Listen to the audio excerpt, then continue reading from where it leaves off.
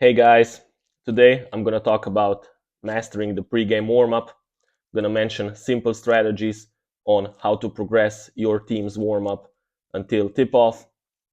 So I'm gonna talk about dynamic mobility, basketball-specific movement prep, how I do it in my professional basketball team. I'm gonna talk about neural activation and explosive movements, and how to build focus and camaraderie in your team before tip-off. Gonna mention some common warm-up mistakes that I see a lot of players and coaches do. Newsflash, it's not about doing too little. Most of the time, it's just the other way around. Anyways, this is the first video of this type that I'm doing, so I would appreciate your feedback, show some love through like, comments. Anyways, let's get to work. So first thing you need to know about the pre-game warm-up, or just the warm-up in general, is you need to know your team and the players in front of you. So the warm-up is not gonna look the same with under 14 or under 16 team. It's gonna vastly differentiate from the professional team. So here you can see my guys are professional basketball players. We train mostly 2 times a day. So our game day looks like we are in the arena 2 hours before the tip-off. Players have usually 20 to 30 minutes to get dressed, to get taped, have their little routines. Some players like to shoot some shots before we start our team activities, but nevertheless, everybody starts at least 1 hour and 10 minutes before the game on the floor. Here you can see we're doing our dynamic mobility routine. Nothing too fancy really, just some mobilization to get our body going, to get warm. So you could see some shin boxes, hamstring stretches, some dead bugs, glute bridges. I'm a big fan of developing habits, so I don't change our warm-up routine much. Maybe some exercise here and there, but mostly players already know the order of the exercises. You can see some of them wearing headphones and so on. So I'm just there to assist, to provide like a good mood. So anyways, this is still 1 hour before tip-off, so the intensity is pretty low. We need to conserve energy because game is usually hour and a half or even 2 hours long. Later on, so we have around 45 minutes before tip-off, we go to the locker room for a pre-game meeting, and then 30 minutes before tip-off, we start our normal layup lines, we got our dynamic stretching, we do some neural activation exercises, and then it's like a presentation and players get going. Once we finish on the floor, we have our band routine. We go through some basic movement patterns. We're gonna start with banded deadlifts. Here, I go for quality over quantity. So just one set, 6 to 8 reps, to go through full range of motion.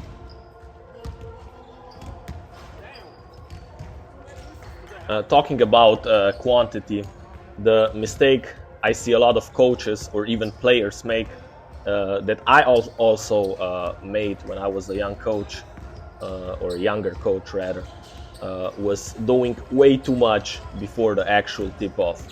So your warm-up, players should get warm, of course, players should feel good, but you don't want to annihilate or do too much for the athletes. I talked with some coaches that have wearable technology available, and a lot of them were saying like they put the wearables on their players before the tip-off, and what they noticed was players doing actual extra training session worth of load before the actual game. So a lot of pro teams are moving in the other direction. So like I said before, less is more. Where I would use warm-up as an actual training session is with the player returning from an injury. So the guy who is not gonna play the game, you can actually use a warm-up as a training session. Second option I would use is with the young players that don't play a lot, or they're not gonna play in that game. You can use a warm-up to actually develop. So in that case, I would use some extra work. But with your rotation guys, just making sure they're feeling loose, I wouldn't go like too much. Here you can see some rotational chops with the band. Again, moving a little bit more into speed. Again, this is not like 100% because it's still like an hour before the tip, and the big guys didn't even step on most of them didn't step on the court yet, on the floor yet. But yeah, a little bit more specific stuff. But again, nothing too crazy, nothing too complicated. We're gonna finish up with some banded 1-2 landings here. Just some specific needs for their like 2-leg finishers. Talk about basketball specific work or sport specific work. As a strength coach, you guys gotta understand your role.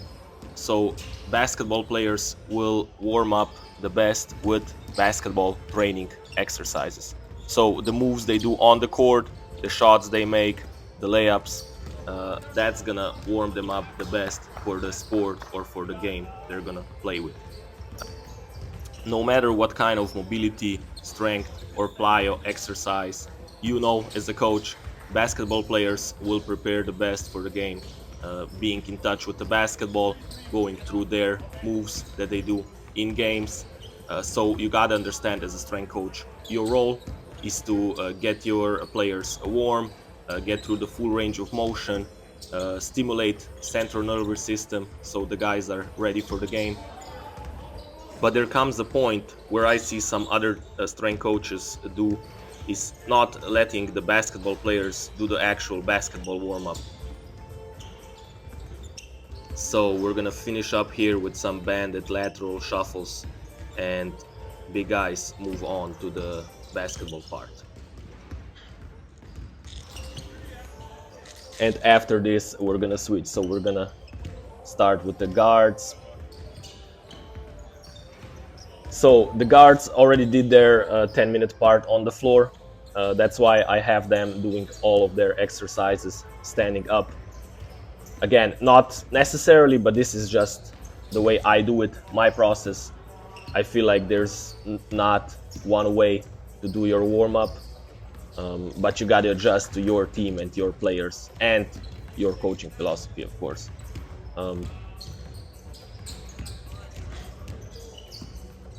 Anyways, some staggered stance, hip hinges. Talk about also one common warm-up mistakes is I see the problem with over-complicating your warm-ups. Some coaches try to introduce like new complex exercises in the warm-ups, I guess to challenge players or to spice things up, but my stance is like on the game day, I like to do the things that players are used to and they already know. So I'm not showing new exercises there. I'm doing with what worked already during the week. So it's not about which specific exercise you actually know or you want to show. It's again sticking with the basics, sticking with the things you like.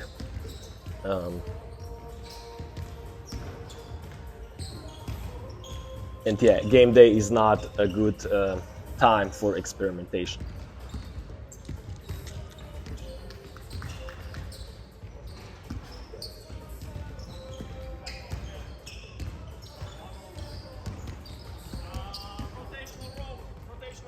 So anyways, we're gonna move here into partner exercises. So we start off with some banded rotational rows. here the idea is to get the players into lower positions, especially guards are gonna hit these lower positions in the game. Watching this again on the video, I'm not 100% satisfied with the form here, so I would want to get players a little bit lower, but then again,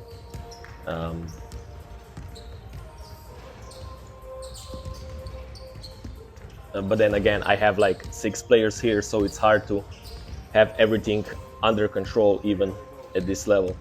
But yeah, we go to our split stance pushes.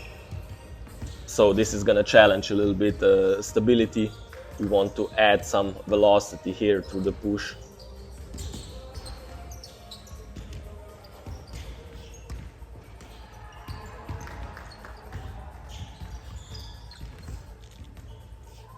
We have a little bit shorter routine for our guards because a lot of them have, I leave them a little bit more freedom or what they need to do. So one of the guys wants, just feels good to hop on a bike and have his, so he feels his quads, his legs a little bit more. One of the guys do a little bit more basketball stuff. But yeah, anyways, last 2 exercises. I love these partner push lunges. So it mimics like a step back, so they have to decelerate and accelerate through the move. It's also fun doing this in pairs, I feel like, or that's just maybe me. And last one here, we're gonna finish with some partner push lateral jumps. So we're moving in all planes of motions here.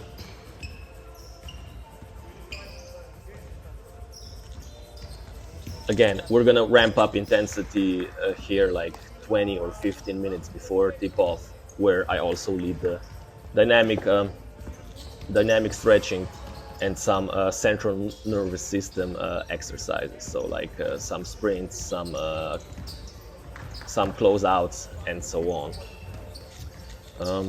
Here I think I have a few exercises that I do with Boyd.